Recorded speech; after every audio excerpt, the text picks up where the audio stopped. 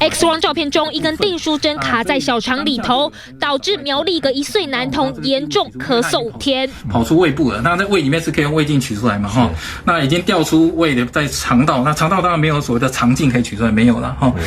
它又在比较前面，也没办法用那个直肠镜进去，也不行。医生说，订书针两端尖锐处有可能会造成肠道受伤穿孔，幸好评估过后没有立即危险性，不并开刀，就交由小儿科医师处理。我们就开了一些肠胃药，让它蠕动可以顺畅。好，那让它蠕动顺畅，它当然很顺利的随着这个蠕动这样排出去。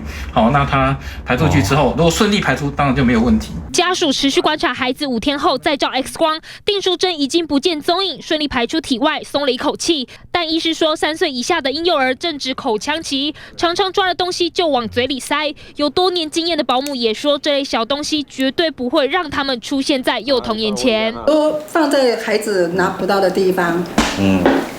像那个小豆豆也是很危险，那个青菜豆子，万一不小心它塞到那个鼻子或耳朵，是很危险的事情。专家提醒，像是硬币、回纹针、电池等等，幼童放进口中不易被发现，家长还是得多加注意，孩子最好是不要离开视线，以免发生意外。建鹏、郑明、徐玉文、李云杰、苗栗参谋道。